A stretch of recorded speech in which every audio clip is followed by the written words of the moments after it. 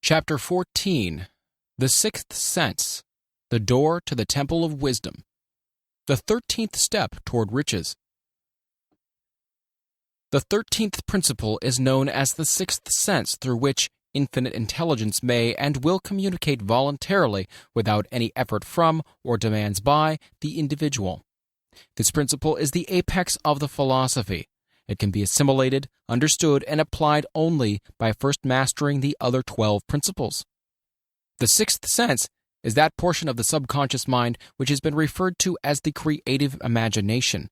It has also been referred to as the receiving set through which ideas, plans, and thoughts flash into the mind. The flashes are sometimes called hunches or inspirations. The sixth sense defies description. It cannot be described to a man who has not mastered the other principles of this philosophy, because such a person has no knowledge and no experience with which the sixth sense may be compared. Understanding of the sixth sense comes only by meditation through mind development from within. The sixth sense probably is the medium of contact between the finite mind of man and infinite intelligence, and for this reason it is a mixture of both the mental and the spiritual. It is believed to be the point at which the mind of man contacts the universal mind. After you've mastered the principle described in this book, you will be prepared to accept as truth a statement which may otherwise be incredible to you. Namely, through the aid of the sixth sense, you'll be warned of impending dangers in time to avoid them, and notified of opportunities in time to embrace them. There comes to your aid, and to do your bidding with the development of the sixth sense, a guardian angel who will open to you at all times the door to the temple of wisdom. Whether or not this is a statement of truth you will never know, except by following the instructions described in the pages of this book or some similar method of procedure. The author is not a believer in nor an advocate of miracles, for the reason that he has enough knowledge of nature to understand that nature never deviates from her established laws. Some of her laws are so incomprehensible that they produce what appear to be miracles. The sixth sense comes as near to being a miracle as anything I have ever experienced, and it appears so only because I do not understand the method by which this principle is operated. This much the author does know, that there is a power or a first cause, or an intelligence which permeates every atom of matter, and embraces every unit of energy perceptible to man. That this infinite intelligence converts acorns into oak trees, causes water to flow downhill in response to the law of gravity, follows night with day and winter with summer, each maintaining its proper place and relationship to the other. This intelligence may, through the principles of this philosophy, be induced to aid in transmuting desires into concrete or material form. The author has this knowledge because he has experimented with it and has experienced it. Step by step, through the preceding chapters, you have been led to this, the first principle. If you have mastered each of the preceding principles, you are now prepared to accept, without being skeptical, the stupendous claims made here. If you have not mastered the other principles, you must do so before you may determine definitely whether or not the claims made in this chapter are fact or fiction. While I was passing through the age of hero worship, I found myself trying to imitate with those whom I admired. Moreover, I discovered that the element of faith with which I endeavored to imitate my idols gave me great capacity to do so quite successfully. I have never entirely divested myself of this habit of hero worship, although I have passed the age commonly given over to such. My experience has taught me that the next best thing to being truly great is to emulate the great, by feeling and action as nearly as possible. Long before I had ever written a line for publication, or endeavored to deliver a speech in public, I followed the habit of reshaping my own character by trying to imitate the 9 men whose lives and life works have been most important to me. These 9 men were Emerson, Paine, Edison, Darwin, Lincoln, Burbank, Napoleon, Ford, and Carnegie. Every night, over a long period of years, I held an imaginary council meeting with this group whom I called my invisible counselors. The procedure was this. Just before going to sleep at night, I would shut my eyes and see in my imagination this group of men seated with me around my council table. Here, I had not only an opportunity to sit among these men, whom I considered to be great, but I actually dominated the group by serving as the chairman. I had a very definite purpose in indulging my imagination through these nightly meetings. My purpose was to rebuild my own character so it would represent a composite of the characters of my imaginary counselors. Realizing as I did early in life that I had to overcome the handicap of birth in an environment of ignorance and superstition, I desperately assigned myself the task of voluntary rebirth through the method here described. Building character through autosuggestion. Being an earnest student of psychology, I knew, of course, that all men have become what they are because of their dominating thoughts and desires. I knew that every deeply seated desire has the effect of causing one to seek outward expression through which that desire may be transmuted into reality. I knew that self-suggestion is a powerful factor in building character, that it is, in fact, the sole principle through which character is builded. With this knowledge of the principles of mind operation, I was fairly well armed with the equipment needed in rebuilding my character. In these imaginary council meetings, I called on my cabinet members for the knowledge I wished each to contribute, addressing myself to each member in audible words as follows. Mr. Emerson, I desire to acquire from you the marvelous understanding of nature which distinguished your life. I ask that you make an impress upon my subconscious mind of whatever qualities you possessed, which enabled you to understand and adapt yourself to the laws of nature. I ask that you assist me in reaching and drawing upon whatever sources of knowledge are available to this end. Mr. Burbank, I request that you pass on to me the knowledge which enabled you to so harmonize the laws of nature that you caused the cactus to shed its thorns and become an edible food.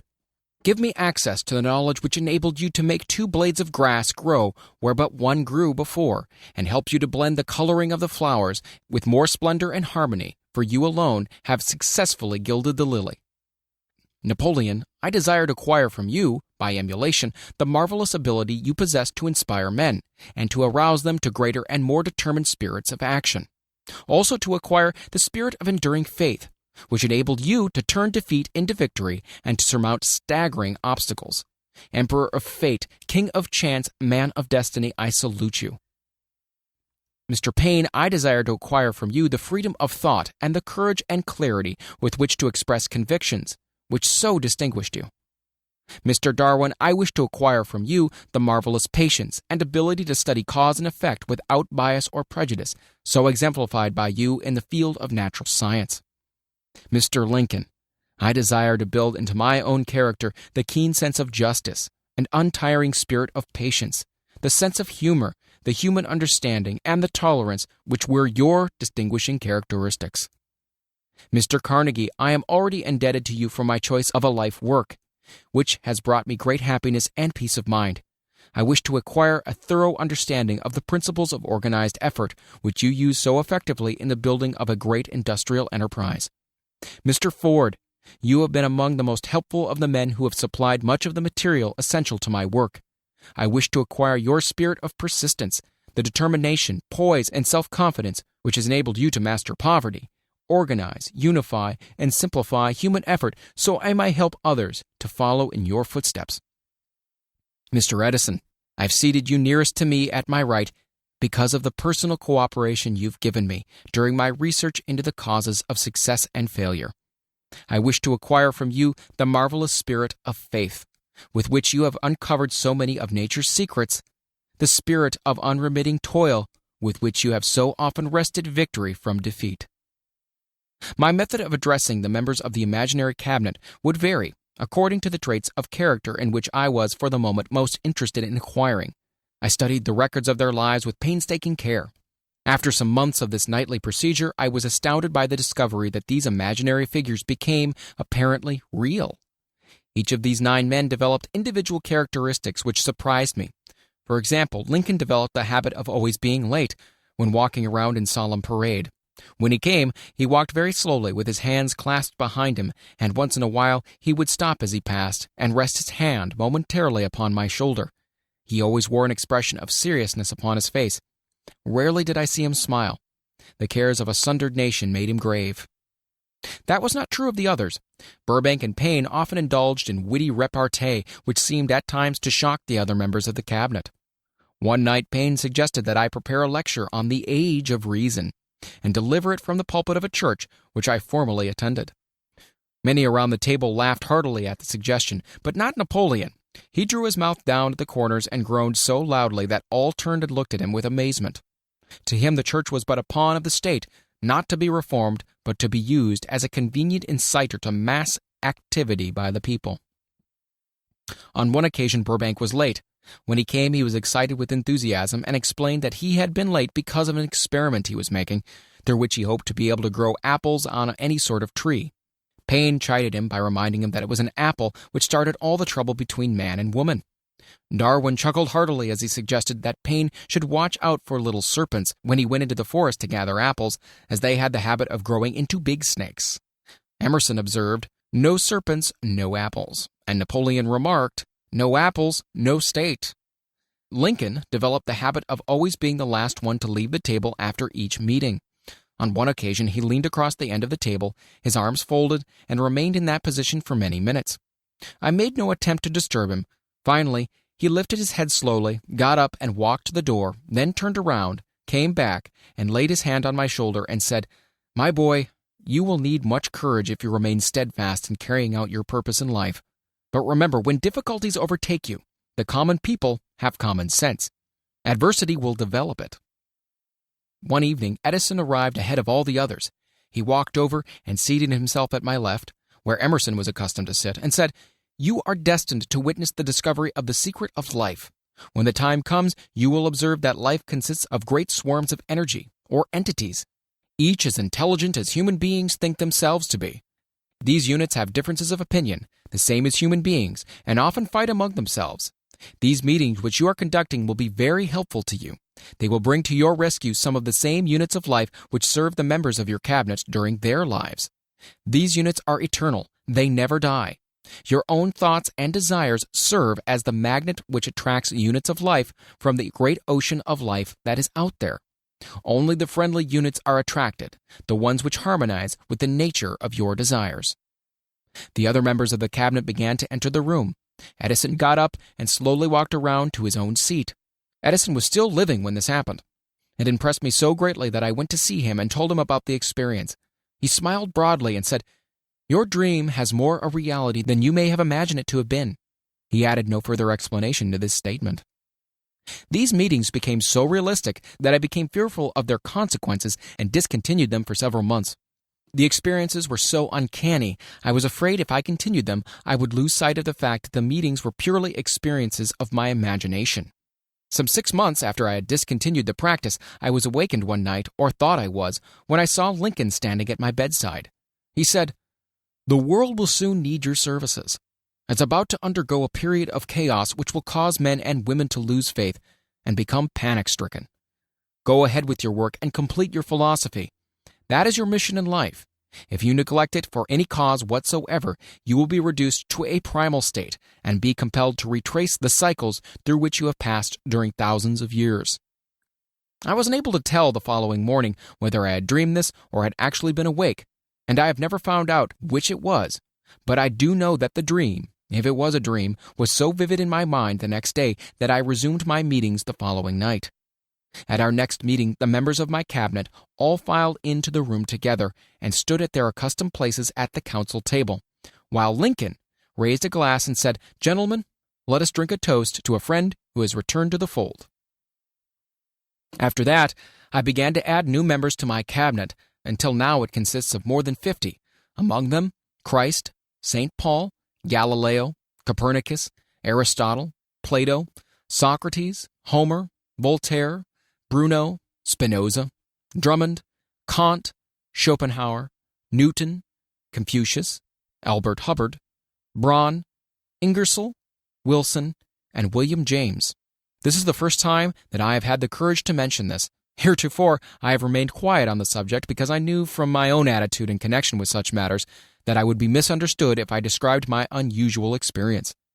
I have been emboldened now to reduce my experience to the printed page because I'm now less concerned about what they say than I was in the years that have passed.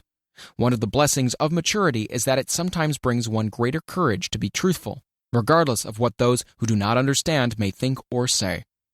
Lest I be misunderstood, I wish here to state more emphatically that I still regard my cabinet meetings as being purely imaginary, but I feel entitled to suggest that while the members of my cabinet may be purely fictional, and the meetings existent only in my own imagination, they have led me into glorious paths of adventure, rekindled an appreciation of true greatness, encouraged creative endeavor, and emboldened the expression of honest thought. Somewhere in the cell structure of the brain is located an organ which receives vibrations of thought ordinarily called hunches. So far, science has not discovered where this organ of the sixth sense is located, but it is not important at this point. The fact remains that human beings do receive accurate knowledge through sources other than the physical senses. Such knowledge generally is received when the mind is under the influence of extraordinary stimulation.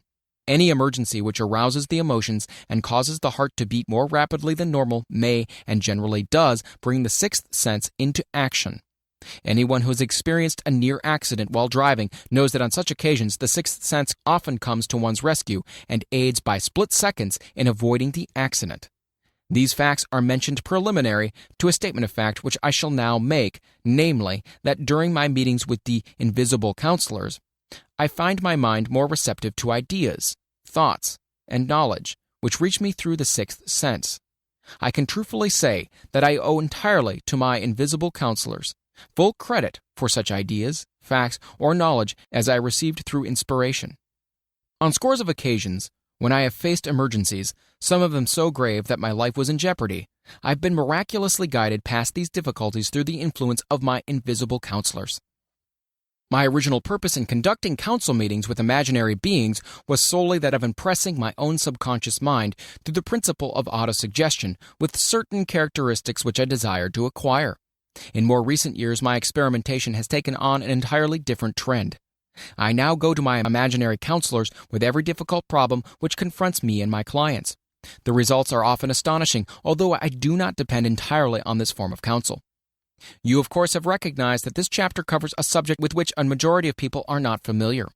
The sixth sense is a subject that will be of great interest and benefit to the person whose aim is to accumulate vast wealth, but it need not claim the attention of those whose desires are more modest. Henry Ford undoubtedly understands and makes practical use of the sixth sense. His vast business and financial operations make it necessary for him to understand and use this principle. The late Thomas Edison understood and used the sixth sense in connection with the development of inventions, especially those involving basic patents, in connection with which he had no human experience and no accumulated knowledge to guide him, as was the case while he was working on the talking machine and the moving picture machine. Nearly all great leaders, such as Napoleon, Bismarck, Joan of Arc, Christ, Buddha, Confucius, and Muhammad, understood and probably made use of the sixth sense almost continuously. The major portion of their greatness consisted of their knowledge of this principle. The sixth sense is not something that one can take off and put on at will. Ability to use this power comes slowly through application of the other principles outlined in this book. Seldom does any individual come into workable knowledge of the sixth sense before the age of 40. More often the knowledge is not available until one is well past 50, and this for the reason that the spiritual forces, with which the sixth sense is so closely related, do not mature and become usable except through years of meditation, self-examination, and serious thought. No matter who you are or what may have been your purpose in reading this book, you can profit by it without understanding the principle described in this chapter. This is especially true if your major purpose is that of accumulation of money or other material things. The chapter on the sixth sense was included because the book is designed for the purpose of presenting a complete philosophy by which individuals may unerringly guide themselves in attaining whatever they ask of life. The starting point of all achievement is desire. The finishing point is that brand of knowledge which leads to understanding. Understanding of self, understanding of others, understanding of the laws of nature, recognition, and understanding of happiness. This sort of understanding comes in its fullness only through familiarity with and the use of the principle of the sixth sense. Hence, that principle had to be included as a part of this philosophy for the benefit of those who demand more than money. Having read the chapter, you must have observed that while reading it, you were lifted to a high level of mental stimulation. Well, that's splendid. Come back to this again, a month from now, read it once more, and observe that your mind will soar to a still higher level of stimulation. Repeat this experience from time to time, giving no concern as to how much or how little you learn at the time, and eventually you'll find yourself in possession of a power that will enable you to throw off discouragement, master fear, overcome procrastination, and draw freely upon your imagination. Then you will have felt the touch of that unknown something, which has been the moving spirit of every truly great thinker, leader, artist, musician, writer, and statesman. Then you'll be in a position to transmute your desires into their physical or financial counterpart as easily as you may lie down and quit at the first sign of opposition. Faith versus fear. Previous chapters have described how to develop faith through autosuggestion, desire, and the subconscious. The next chapter presents detailed instructions for the mastery of fear. Here will be found a full description of the 6 fears which are the cause of all discouragement, timidity, procrastination, indifference, indecision, and the lack of ambition, self-reliance, initiative, self-control, and enthusiasm. Search yourself carefully as you study these 6 enemies, as they may exist only in your subconscious mind, where their presence will be hard to detect. Remember, too, as you analyze the 6 ghosts of fear, that they are nothing but ghosts, because they exist only in one's mind. Remember also that ghost creations of uncontrolled imagination have caused most of the damage people have done to their own minds. Therefore, ghosts can be as dangerous as if they lived and walked on the earth in physical bodies. The ghost of the fear of poverty, which seized the minds of millions of people in 1929, was so real that it caused the worst business depression this country has ever known. Moreover, this particular ghost still frightens some of us out of our wits.